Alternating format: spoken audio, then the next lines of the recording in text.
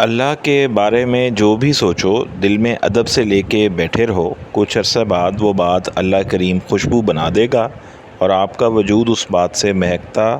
جو سوچے گا معرفت کی بات بن جائے گی، جو محسوس کرے گا وہ دل کی خوبصورت کیفیت اور حال بن جائے گی۔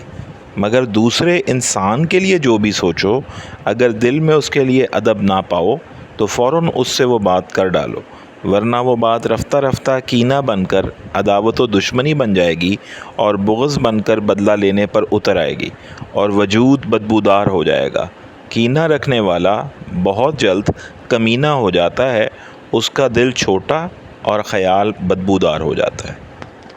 کینے کو سینے کا فتنہ بھی کہا جاتا ہے۔ صحیح مسلم کی حدیث نمبر 6546 میں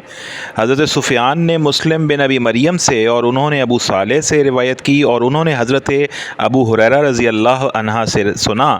انہوں نے ایک بار اس حدیث کو مرفوعاً بیان کیا، کہا ہر پیر اور جمعرات کو اعمال پیش کیے جاتے ہیں، اس دن اللہ تعالیٰ ہر اس شخص کی مغفرت کر دیتا ہے جو اللہ تعالیٰ کے ساتھ کسی کو شریک نہیں کرتا، اس شخص کے سوا کہ اس کے اور اس کے بھائی کے درمیان عداوت اور کینہ ہو۔ تو ان کے بارے میں کہا جاتا ہے ان دونوں کو رہنے دو یہاں تک کہ آپس میں صلح کر لیں، ان دونوں کو رہنے دو یہاں تک کہ یہ آپس میں صلح کر لیں۔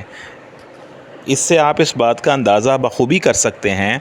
کہ صلح کرنا کتنا ضروری ہے اور صلح کرنے کے لیے ایک دوسرے سے بات کرنا کتنا ضروری ہے۔ دلوں میں کینہ رکھنا اور اس کو بغض بننے دینا کسی طرح سے بھی انسان کے فائدے میں نہیں۔